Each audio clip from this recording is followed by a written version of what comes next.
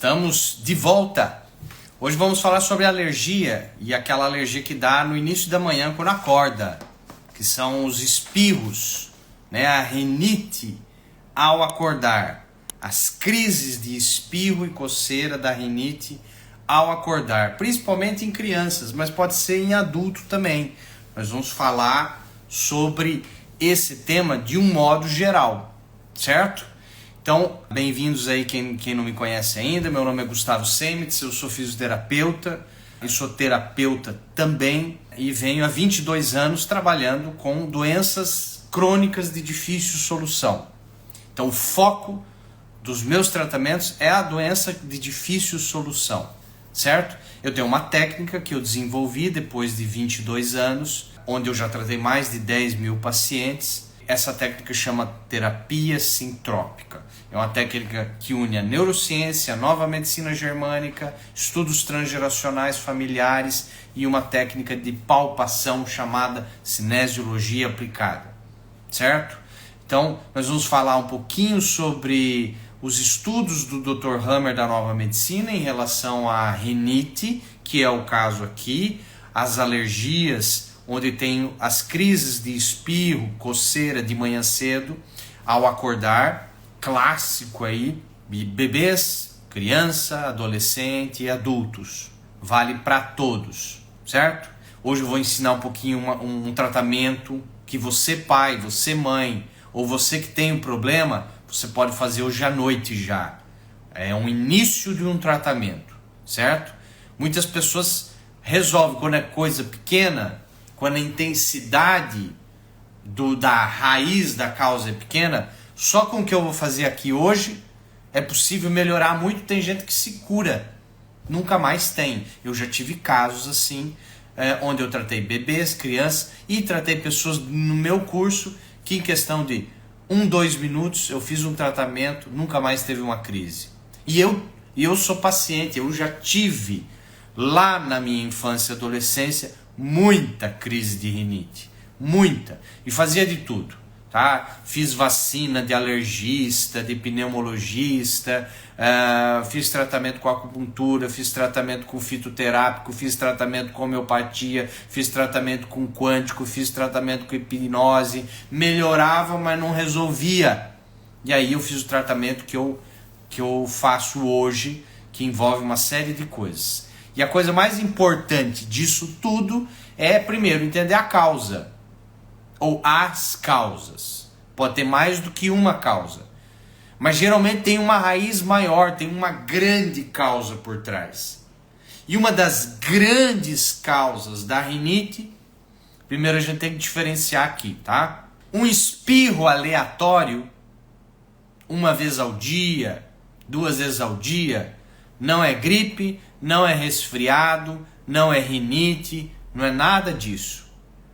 Um gato pode espirrar, um cachorro espirra, animais espirram, pássaros espirram. O ser humano pode espirrar. Um sintoma aleatório não quer dizer que você tem uma condição, uma doença, um problema. Tá? Porque para que serve o espirro? Para eliminar das vias aéreas aqui superiores algo que está incomodando o trajeto do nariz da faringe ali. O espirro é que nem a tosse, serve para eliminar algo que não deveria estar ali, que é perigoso para o sistema, que o sistema entende que aquilo é perigoso, não deveria entrar dentro do corpo, certo? Então, agora, quando você tem uma crise de espirro, onde você fica espirrando, e principalmente você tem coceira no nariz, ou coceira nos olhos, ou coceira no céu da boca, ou coceira lá na garganta, ou às vezes até coceira no ouvido. Então, tem gente que tem rinite e só tem coceira no nariz, uma coceira insuportável, e crise de espirro. Tem gente que coça o olho. Cada um manifesta de uma maneira, porque os órgãos do sentido, no momento emocional que ela viveu algo, tem gente que é mais visual e focou mais na imagem que aconteceu. Tem gente que é mais auditiva, daí vai coçar o ouvido. Tem gente que é mais a parte de boca, de falar. E aí foi impedido de falar, daí vai coçar a boca e assim por diante. E para que serve o nariz? Por que o nariz?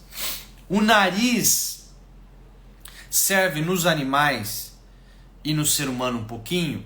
Os animais têm uma função maior, fora aquecer o ar, filtrar o ar que vai entrar para os pulmões. Uma das grandes funções do nariz é o olfato, é o nosso sentido do olfato. Para que serve o olfato? A grande principal função do olfato é identificar perigos. Você começa a sentir o cheiro de fumaça, meu Deus, pode estar pegando fogo em algum lugar. Você sente cheiro de algum alimento estragado, fala, nossa, isso aqui eu não posso comer, isso aqui está putrefado. Nos animais também serve para identificar perigo. O animal cheira o solo para ver, será que eu estou no território inimigo? Será que eu estou no território de outro animal? Onde que eu estou? Será que esse animal que eu vou comer está doente, está putrefando? Ou não devo comer? Então, identificar perigos. Será que tem um predador próximo? Então você já viu aqueles animaizinhos lá na TV, você já viu aqueles suricato que ficam de pezinho na África o tempo todo farejando para ver se tem algum predador próximo. Então o conflito do farejar o perigo, estou pressentindo um perigo no ar. O perigo não é visível, ele não está aqui na minha frente, mas eu pressinto algo perigoso que pode acontecer. Então você imagina uma criança que ouve pai e mãe gritar no quarto do lado e o pai falando que vai embora de casa. Então a criança ativa mais a audição e ativa mais o olfato, porque o cérebro está falando, tem algo perigoso acontecendo próximo. O pai foi embora? Não. O perigo ainda não é real. Ele não está acontecendo, mas ele está próximo. Olha que interessante. O perigo está próximo, mas ele ainda não aconteceu. Então, se a criança ouviu que pai e mãe estão brigando no quarto do lado e que eles estão se gritando um com o outro, e o pai e a mãe falam, você tem que ir embora de casa, eu vou mesmo.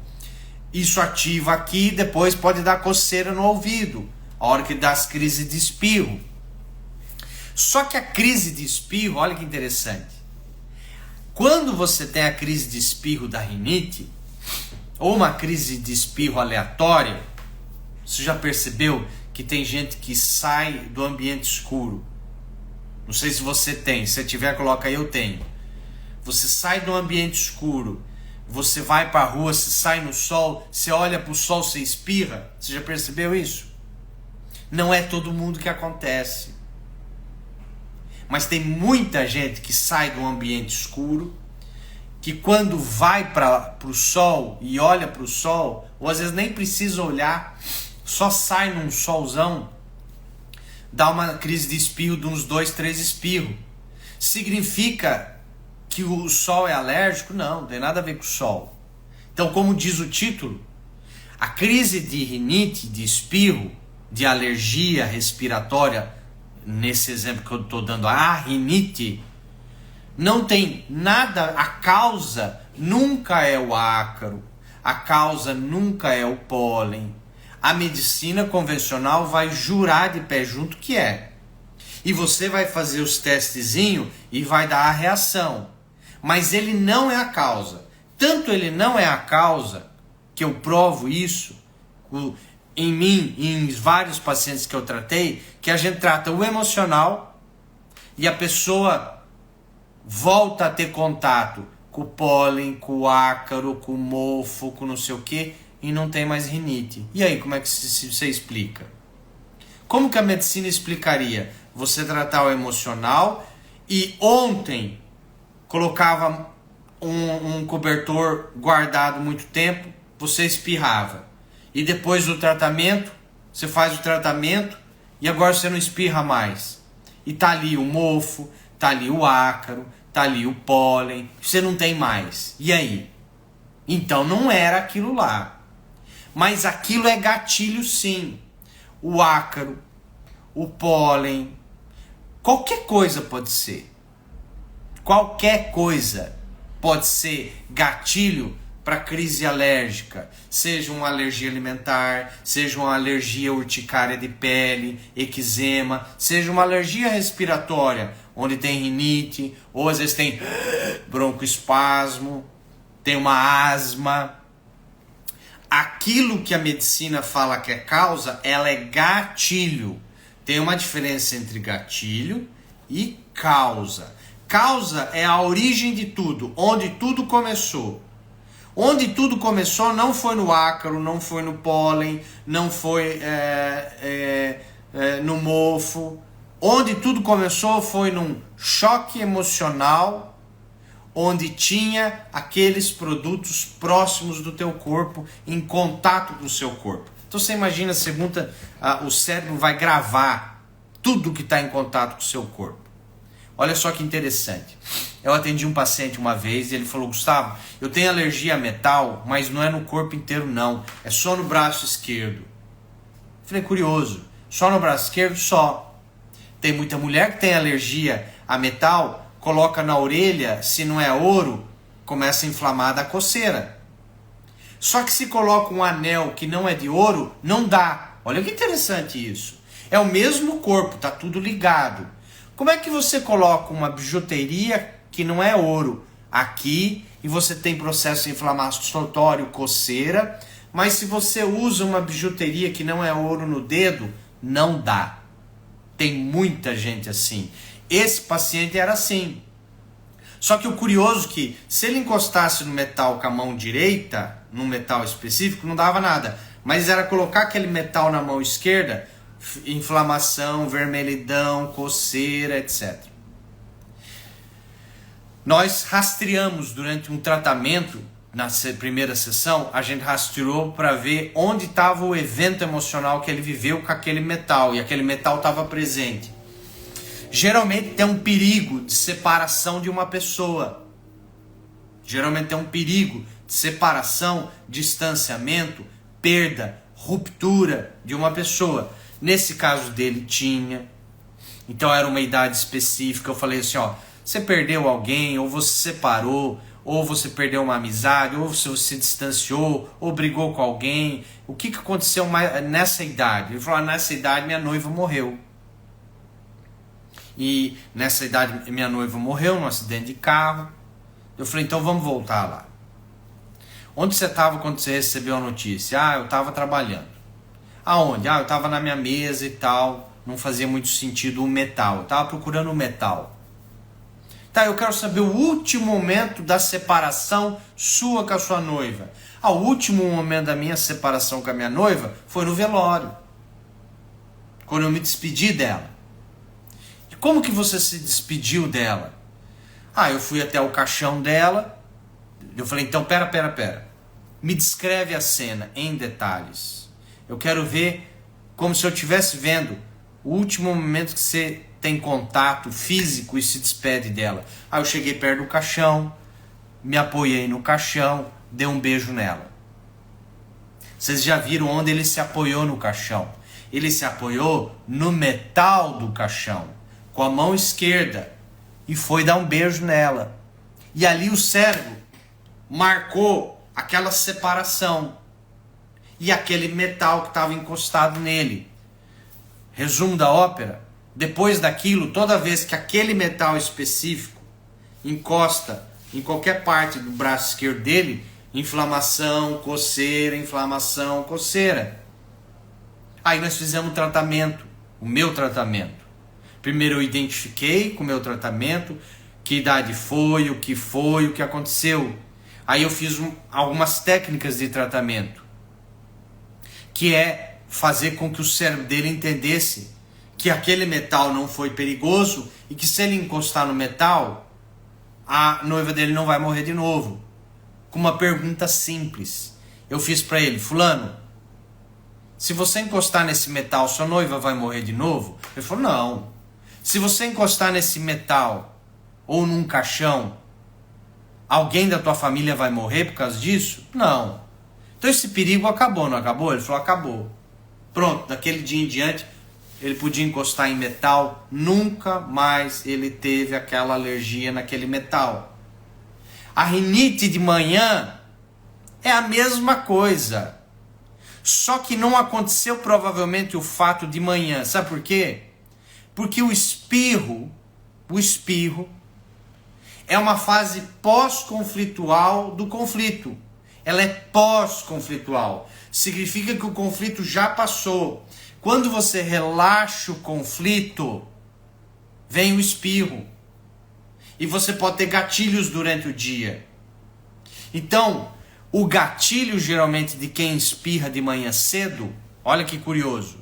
O gatilho de quem espirra de manhã cedo é algo que aconteceu de noite, quando foi dormir, de madrugada ou logo na primeira hora que levantou. Essas três possibilidades.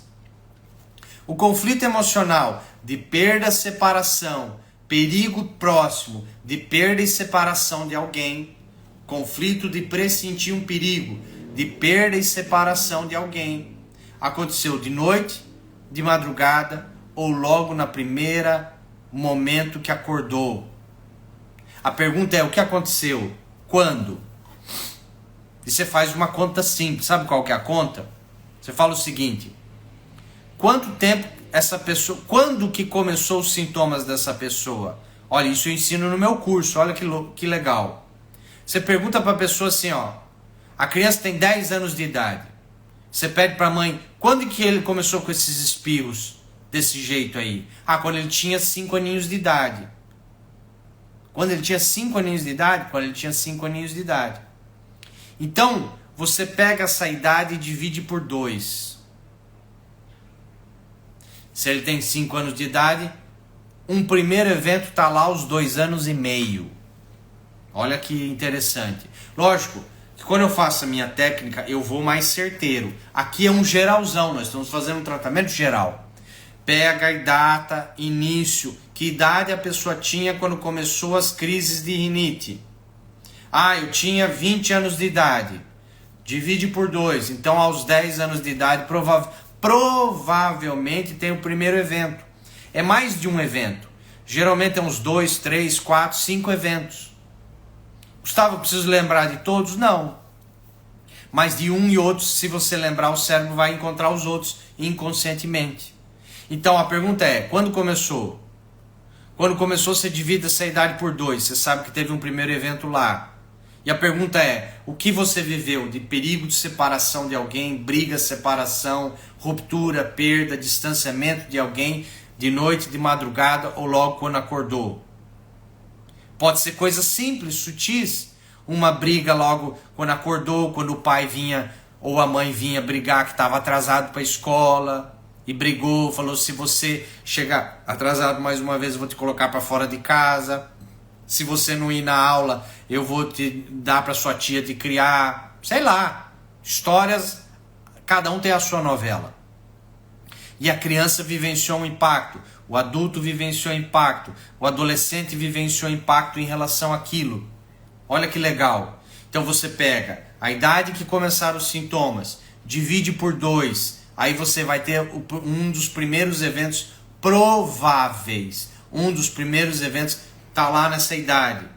E aí o questionamento é, o que será que foi vivenciado à noite, de madrugada ou logo nos primeiros minutos quando acordou? De perigo de separação, brigas, separação, distanciamento, perda, ruptura, corte com alguma pessoa, com alguém. Será que foi dentro de casa? Será que foi fora de casa? Será que foi com alguém familiar? Geralmente envolve esses cenários. É pressentir um perigo de distanciamento e separação de alguém. Quando eu falo separação, não é necessariamente separação amorosa. É distanciamento e separação de alguém. Pode ser acidente. Nossa, sua avó sofreu um acidente. Meu Deus, ela foi para o hospital. Isso é um perigo de separação. Real. Tá? Ah, eu não encontrei. E a criança tem até 10 anos de idade e ela tem esses sintomas, provavelmente foi a mãe. Tá? Provavelmente foi a mãe que vivenciou esses eventos, refletiu na criança, no bebê. Você entendeu?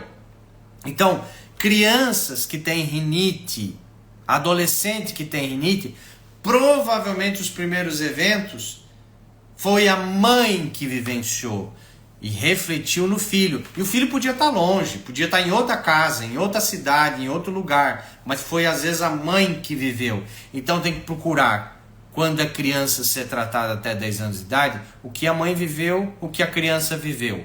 Pode ser que só uma viveu, pode ser que as duas viveram. Tá vendo quando começa a ficar complexo? Não é tão simples como a gente imaginava. Mas só falando isso já dá um norte. Já dá um norte pra gente, para saber onde trilhar. E aí a hora que você faz um tratamento, e aí Gustavo, como é que eu trato? Agora que eu descobri mais ou menos, porque você não vai ter certeza. Se eu te trato, eu tenho certeza da memória que eu encontro, por mais que você não lembre. Você se tratando sozinho, você nunca vai... eu acho que pode ser isso. Mas você pode tratar e pode dar certo. Pode dar muito certo. Eu tenho muita gente que manda relato que só vendo o vídeo meu lá do YouTube ou aqui do Instagram, teve cura da urticária. Eu recebi esse ano isso. A pessoa viu um vídeo meu da urticária, se tratou com as técnicas que eu ensinei, a dica, e pararam as crises de urticária. Pararam. Nada parava. Então, o tratamento que você vai fazer é esse. Você vai primeiro anotar quando foi o início dos sintomas de crises. Aqui o exemplo que eu dei, crise de manhã cedo, logo quando acorda. Quando começaram essas crises? Foi aos 10? Foi aos 15? Foi aos 8? Foi aos 3 aninhos de idade? Foi aos 20? Pega essa idade e divide por 2. Aí você vai ter a data que começou e a divisão por 2, o primeiro evento. Você vai ter 2 idades provavelmente aí, tá? Então, você tem as idades. Você sabe que o conflito é pressentir um perigo de separação ou perda. Geralmente tem briga no meio, tá? Geralmente tem briga. Então você já sabe 2 informações, a idade e o contexto. E agora você tem que fazer um tratamento. Qual tratamento você faz? Antes de dormir. Se é adulto, você vai se autotratar. Antes de dormir, você faz uma pergunta para você. Que perigo, pressentir um perigo que vivi de noite, de madrugada ou acordar de separação, perda de alguém? Será que foi com meu pai? Será que foi com a minha mãe? Será que foi com as minhas irmãs? Isso ainda está acontecendo? Não. Você vai perguntando e falando para você mesmo. Não, isso está acontecendo ainda? Não. Acabou. E você fala para você mesmo, o perigo acabou. Agora eu aceito. Agora eu estou segura e protegida. Pronto. Dorme. Essas informações vão repercutir no teu inconsciente. Vai desbloquear muita coisa. Provavelmente no outro dia você já ou vai diminuir ou vai parar essas crises de espirro. E quando é criança, Gustavo? A criança tem até 10 anos de idade. Aí é a mãe que tem que falar pro filho. A mãe tem que ver o que ela viveu, na gestação principalmente, o que ela viveu, e aí falar pro filho: João, meu querido filho, esses medos que a mãe passou lá no 7º mês de gestação, no 1º mês, na hora que foi fazer um ultrassom e o médico se assustou, achou que você tinha síndrome de Down, ou uma doença, ou naquela briga com seu pai lá no 5º mês, ou quando você tinha nascido, que eu briguei com a minha sogra, sua avó, porque ela queria fazer higiene e cuidar de você de um jeito, eu queria do outro, ou com a minha cunhada, essas brigas aí, tudo isso acabou, você não foi culpado. Eu amo a minha sogra, a sua avó, eu amo o seu pai, agora você está seguro, por mais que eu brigue, grite, e o seu pai também, você está seguro. Pronto, é isso que o cérebro da criança precisava ouvir. E muitas vezes só fazendo isso, já desencadeia um processo de cura. Aí você pode ter contato de novo com aquilo que te dava alergia, que você achava que era a causa, que a medicina fala que é a causa, que é apenas um gatilho, e não tem mais nada. Nada, zero. Então tem como solucionar essa rinite? Tem. Tem que descobrir o que foi, como foi, com quem foi. Quanto mais detalhe para chegar lá no arquivo memorizado, melhor. E quando não funciona, Gustavo, significa que está errado? Não. Significa que está faltando informação. Quando o tratamento não funciona, significa que está faltando informação. Às vezes é um detalhe que só o paciente sabe da vida dele. Por isso que tem que fazer um tratamento. É um tratamento, tá?